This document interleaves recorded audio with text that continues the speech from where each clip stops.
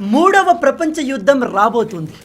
Ukraine Russia మధ్య యుద్ధం ఇలాగే కంటిన్యూ అయితే ఇది ఖచ్చితంగా మూడవ ప్రపంచ యుద్ధానికి దారితీస్తుంది.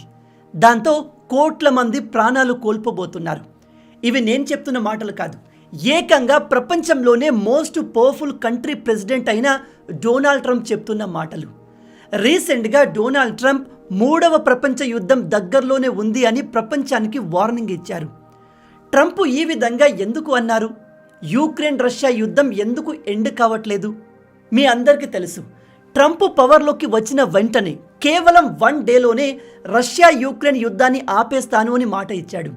కానీ ట్రంప్ ప్రెసిడెంట్ అయి ఆల్మోస్ట్ సంవత్సరం కాబోతుంది. కానీ ఇప్పటి వరకు ఈ యుద్ధంలో ఎటువంటి మార్పు రాలేదు. ట్రంప్ ఎంత ట్రై చేసినా అటు రష్యా ఒప్పుకోవట్లేదు, ఇటు యుక్రెయిన్ కూడా ఒప్పుకోవట్లేదు. చివరికి ఫ్రస్ట్రేషన్లో ట్రంప్ ఇది ఇలాగే కంటిన్యూ అయితే మూడో ప్రపంచ యుద్ధం కన్ఫర్మ్గా వస్తుంది అన్నట్టుగా మాట్లాడారు. మీరు ఇక్కడ ఆర్టికల్లో చూడవచ్చు, you will end up in third world war. Russia Ukraine war 2022లో స్టార్ట్ అయ్యి ఇప్పటికీ కంటిన్యూ అవుతూనే ఉంది. అంటే ఈ యుద్ధం ఆల్మోస్ట్ గత 4 సంవత్సరాల నుంచి జరుగుతూనే ఉంది. ఈ యుద్ధంలో ఇప్పటి వరకు దాదాపు 3 నుంచి 5 లక్షల మంది ప్రాణాలు కోల్పోయారు. 5 లక్షల మంది. సాధారణంగా చిన్న యుద్ధాలు ఇంత సమయం వరకు జరగవు. ఒకవేళ జరిగితే అవి ఒక అతిపెద్ద యుద్ధానికి దారితీస్తాయి. అది మూడవ ప్రపంచ యుద్ధం కూడా కావచ్చు. నేను ఈ మాట ఎందుకు చెప్తున్నాను అంటే, ఈ యుద్ధాన్ని ఆపేందుకు డొనాల్డ్ ట్రంప్ చాలా ట్రై చేశాడు.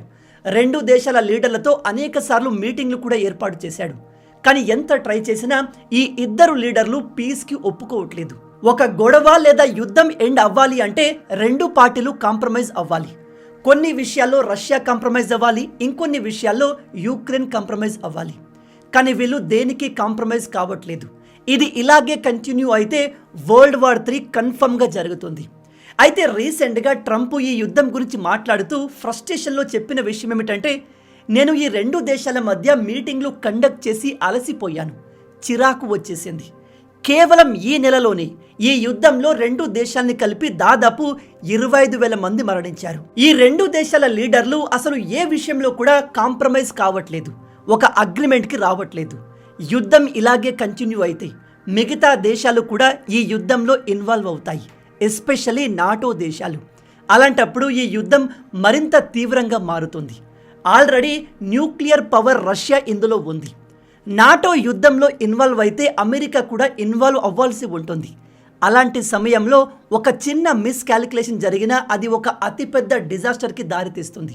అప్పుడు వరల్డ్ వార్ 3 ఖచ్చితంగా జరిగి తీరుతుంది. అయితే ఈ ఇద్దరు లీడర్లు యుద్ధాన్ని ఆపడానికి ఎందుకు ఒప్పుకోవట్లేదు? ట్రంప్ తీసుకువచ్చిన పీస్ ప్లాన్లో ప్రాబ్లం ఏంటి అనే విషయానికి వస్తే, ట్రంప్ ఈ 2 దేశాల మధ్య యుద్ధాన్ని ఎండ్ చేయడానికి 28 పాయింట్స్తో ఒక పీస్ అగ్రిమెంట్ తీసుకువచ్చాడు. దానికి రష్యా ఒప్పుకుంది, కానీ యుక్రెయిన్ ఒప్పుకోలేదు. ఎందుకంటే ట్రంప్ తీసుకువచ్చిన ఈ 28 పాయింట్స్ యుక్రెయిన్కి విరుద్ధంగా ఉన్నాయి అనేది ఈ జెలెన్స్కీ ఆలోచన. ట్రంప్ తీసుకువచ్చిన 28 పాయింట్స్లో మేజర్ కాంట్రవర్షియల్ పాయింట్ ఏమిటంటే, మీరు ఇక్కడ మ్యాప్ని చూసినట్టయితే ఇది మొత్తం యుక్రెయిన్, కానీ ఈ సైడ్లో ఉన్న ప్రాంతాలన్నింటినీ రష్యా ఇప్పుడు ఆక్యుపై చేసుకుని ఉంది. అందుకే ట్రంప్ చెప్పేది ఏమిటంటే, రష్యా తమ సైనికుల ప్రాణాల్ని పణంగా పెట్టి ఈ ప్రాంతం మొత్తాన్ని ఆక్యుపై చేసుకుంది. కాబట్టి రష్యా ఎట్టి పరిస్థితుల్లో ఈ ప్రాంతాల్ని తిరిగి ఇవ్వదు. కాబట్టి యుక్రెయిన్ ఈ ప్రాంతాల్ని వదిలేయాలి. ఎందుకంటే రష్యాను ఈ ప్రాంతం వదిలేయమంటే వాళ్ళు ఒప్పుకోరు. చనిపోయిన వాళ్ళ సైనికులకు ప్రాణాలకు విలువ లేకుండా పోతుంది. కాబట్టి ఈ ప్రాంతం మొత్తం ట్రంప్ ప్లాన్ ప్రకారం రష్యాకు చెందుతుంది. అయితే ఇది జెలెన్స్కీకి ఏమాత్రం ఇష్టం లేదు. అండ్ ఈ విషయంలో జెలెన్స్కీకి యూరోపియన్ దేశాలు కూడా సపోర్ట్ చేస్తున్నాయి. ఇక్కడ యూరోపియన్ దేశాలు చెప్పేది ఏమిటంటే, ఇప్పుడు యుక్రెయిన్లోని ఈ ప్రాంతాల్ని రష్యాకు ఇచ్చేస్తే రష్యా అక్కడితో ఆగదు. వాళ్ళు ఈసారి యుక్రెయిన్పై దాడి చేసి సక్సెస్ఫుల్గా కొంత ప్రాంతాల్ని ఆక్యుపై చేసుకున్నారు. కాబట్టి మళ్ళీ సేమ్ ఇలాగే ఇతర దేశాలపైన కూడా చేసే అవకాశం ఉంది. కొన్ని సంవత్సరాలు ఆగి మళ్ళీ ఈ రష్యా యూరోపియన్ దేశాలపైన దాడి చేసే అవకాశం ఉంది.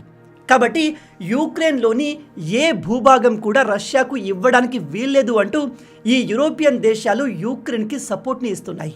అందుకే ఇప్పుడు యుక్రెయిన్ ట్రంప్ తీసుకువచ్చిన ఈ 28 పాయింట్స్ పీస్ అగ్రిమెంట్ని 20 పాయింట్స్గా కుదించి కౌంటర్ ప్రపోజల్ పెట్టింది.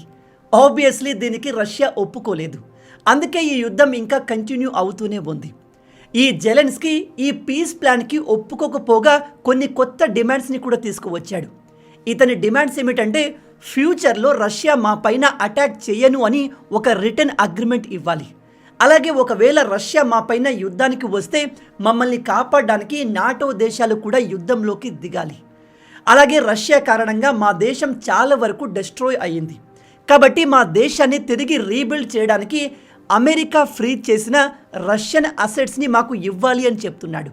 మీలో తెలియని వాళ్ళకి చెప్తున్నాను, రష్యా యూక్రెయిన్ పైన యుద్ధాన్ని స్టార్ట్ చేసింది అనే కారణంతో అమెరికా తమ దేశంలో ఉన్న రష్యాకు చెందిన ఆస్తుల్ని అన్నిటినీ ఫ్రీజ్ చేసింది.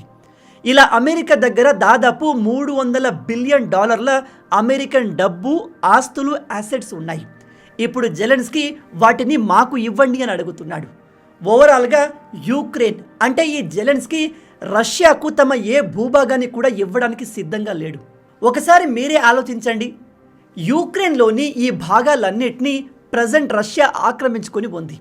అక్కడి నుంచి రష్యాను తమ సైనికుల్ని తిరిగి వెళ్ళిపోండి అంటే వాళ్ళు ఎందుకు వెళ్తారు? ఎందుకంటే ఎంతోమంది రష్యా సైనికులు ప్రాణాలకు తెగించి ఈ ప్రాంతాల్ని ఆక్రమించారు. అలాంటిది ఇప్పుడు జెలెన్స్కీ చెప్పాడు అని వెనక్కి వెళ్ళిపోతారా? అందుకే ఇక్కడ చాలా క్లియర్గా తెలుస్తున్న విషయం ఏమిటంటే ఈ జెలెన్స్కీ అధికారానికి బాగా అలవాటు పడిపోయాడు. ఇతను తమ దేశ ప్రజలు ఎంతమంది ప్రాణాలు కోల్పోతున్నా యుద్ధాన్ని ఆపే ప్రయత్నం మాత్రం చేయట్లేదు. రేపు దేశంలో యుద్ధం కంప్లీట్గా ఆగిపోతే యూక్రెయిన్లో కొత్తగా ఎలక్షన్ జరుగుతాయి. అప్పుడు ఇతను ఖచ్చితంగా ఓడిపోతాడు. ఎందుకంటే వీళ్ళ దేశంలోని చాలా వరకు ప్రాంతాల్ని ఇతని అండర్లో రష్యా ఆక్యుపై చేసుకుంది. అలాంటప్పుడు ఇతను మళ్ళీ గెలిచే అవకాశమే లేదు. బహుశా అది తెలిసే ఇతను కావాలని యుద్ధాన్ని ఎండ్ కానివ్వట్లేదు కావచ్చు. అలాగే ఇతనిపైన అనేక కరప్షన్ ఛార్జెస్ కూడా ఉన్నాయి. యుద్ధం చేయడానికి అమెరికా నుంచి వచ్చిన బిలియన్స్ ఆఫ్ డాలర్స్ల డబ్బులో చాలా వరకు డబ్బును ఇతను సొంత ప్రయోజనాలకు యూజ్ చేసుకున్నాడు అనే ఆరోపణలు ఇతనిపైన ఉన్నాయి. అలాగే ఇక్కడ ఉన్న ఇంకో మేజర్ ప్రాబ్లం ఏమిటంటే అమెరికా ఈ యుద్ధాన్ని ఆపడానికి అనేక ప్రయత్నాలు చేస్తుంది. కానీ ఈ యుద్ధాన్ని ఆపడంలో అమెరికాకి, యూరప్కి డిఫరెంట్ ఒపీనియన్స్ ఉన్నాయి. ట్రంప్ ఏమో రష్యా ఆక్యుపై చేసిన ప్రాంతాల్ని యూక్రెయిన్ ఇచ్చేయాలి అని చెప్తున్నాడు. యూరోపియన్ దేశాలు అలా ఇవ్వడానికి లేదు. మనం యూక్రెయిన్ ప్రాంతాలను ఇచ్చేస్తే రేపు రష్యా మళ్ళీ ఇతర యూరోపియన్ దేశాలపైన ఇలాగే యుద్ధానికి వస్తుంది. ఆ దేశాల్ని కూడా ఆక్యుపై చేసే అవకాశం ఉంది. కాబట్టి దీనికి మేము ఒప్పుకోము అని చెప్తున్నారు. యూరోపియన్ దేశాలు ఈ మాట అనడానికి ప్రధానమైన కారణం, ఒకవేళ ఇక్కడ యూక్రెయిన్ ఓడిపోతే రష్యా నెక్స్ట్ టార్గెట్ మిగతా యూరోపియన్ దేశాలే అవుతాయి. ఇక రష్యా గురించి మాట్లాడితే ఒకవేళ యూక్రెయిన్ తమ భూభాగాల్ని రష్యాకు ఇచ్చేస్తే పుతిన్ యుద్ధాన్ని ఆపేస్తాడా అంటే దానికి సమాధానం నో. కొన్ని సంవత్సరాలు యుద్ధం ఆగిపోవచ్చు, కానీ మళ్ళీ పుతిన్ యూరోపియన్ దేశాలపైన యుద్ధాన్ని స్టార్ట్ చేస్తాడు. ఎందుకంటే పుతిన్ ప్రకారం రష్యాకు ఎటువంటి బౌండరీస్ లేవు. రష్యా ఇలా కంటిన్యూగా ఇతర దేశాల్ని ఆక్యుపై చేస్తూనే ఉంటుంది. ఇది పుతిన్కి ఎప్పటి నుంచో ఉన్న మెంటాలిటీ. కాబట్టి మీరు క్లియర్గా ఆలోచిస్తే ట్రంప్ ఇప్పుడు తీసుకువచ్చిన ఈ 28 పాయింట్స్ పీస్ ప్లాన్ ప్రకారం ఒకవేళ యూక్రెయిన్ తమ భూభాగాల్ని రష్యాకు ఇచ్చేస్తే కొన్ని సంవత్సరాల వరకు యుద్ధం ఆగుతుంది కావచ్చు, కానీ తర్వాత మళ్ళీ రష్యా ఇంకో యుద్ధాన్ని స్టార్ట్ చేస్తుంది. అందుకే ఇటు జెలెన్స్కీ అండ్ యూరోపియన్ దేశాలు ఈ పీస్ ప్లాన్కి యాక్సెప్ట్ చేయట్లేదు. అటు రష్యా కూడా యుద్ధాన్ని ఆపేలాగా కనిపించట్లేదు. అలాంటప్పుడు ఒక అతిపెద్ద యుద్ధం జరగడం అనివార్యం అవుతుంది. ఇప్పుడు ట్రంప్ చెప్పేది కూడా అదే, 3వ ప్రపంచ యుద్ధం రాబోతుంది అని. మొత్తంగా ఇవే ఈ వీడియోకి సంబంధించిన పూర్తి విషయాలు. రష్యా యూక్రెయిన్ యుద్ధం పైన మీ ఒపీనియన్ ఏంటి? ఏం చేస్తే ఈ యుద్ధం ఆగుతుంది? ఈ మొత్తం వీడియో విన్నాక ఈ యుద్ధం ఆగుతుంది అని మీకు అనిపిస్తుందా? లేదా ట్రంప్ చెప్పినట్టుగా 3వ ప్రపంచ యుద్ధం వచ్చే అవకాశం ఉందా? మీ ఆలోచనల్ని కింద కామెంట్లో చెప్పండి. ఈ వీడియో మీకు నచ్చింది అనుకుంటున్నాను. నచ్చితే అలా ఊరికే చూసి వెళ్ళిపోకుండా వీడియోని లైక్ చేసి మన ఛానల్ని సబ్స్క్రైబ్ చేసుకోండి. ఇది మీకు కంప్లీట్లీ ఫ్రీ. కానీ మీరు చేసే ప్రతి ఒక్క లైక్ అండ్ సబ్స్క్రిప్షన్ మాకు మరిన్ని వీడియోస్ చేయడానికి ఒక మోటివేషన్లా ఉంటుంది. రాబోయే వీడియోలో ఇంకో ఇంట్రెస్టింగ్ టాపిక్తో మళ్ళీ కలుద్దాం. అంటిల్ దెన్, జై హింద్ అండ్ జై భారత్.